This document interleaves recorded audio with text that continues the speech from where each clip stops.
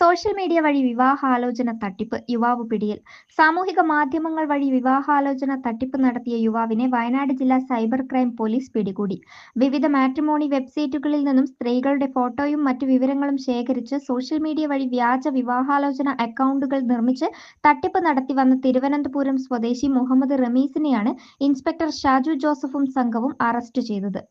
Facebook, Instagram തുടങ്ങിയ സാമൂഹിക മാധ്യമങ്ങളിൽ മാട്രിമോണിയൽ ഗ്രൂപ്പുകളും വിവിധ സ്ഥാപനങ്ങളുടെ വ്യാജ അക്കൗണ്ടുകളും നിർമ്മിച്ചാണ് ഇയാൾ തട്ടിപ്പ് നടത്തിവന്നത്.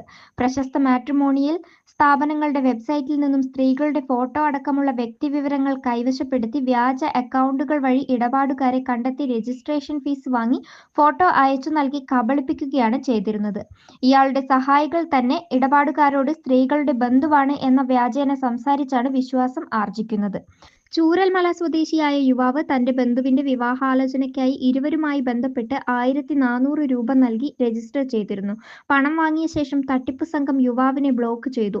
തുടർന്ന് മറ്റൊരു നമ്പറിൽ നിന്നും ബന്ധപ്പെട്ടപ്പോൾ മുൻപ് അയച്ച ഒരു പെൺകുട്ടിയുടെ ഫോട്ടോ തട്ടിപ്പുകാർ മറ്റൊരു പേരിൽ അയച്ചു നൽകിയപ്പോൾ തട്ടിപ്പ് മനസ്സിലാക്കുകയും സൈബർ പോലീസ് സ്റ്റേഷനിൽ പരാതി നൽകുകയും ചെയ്യുകയായിരുന്നു.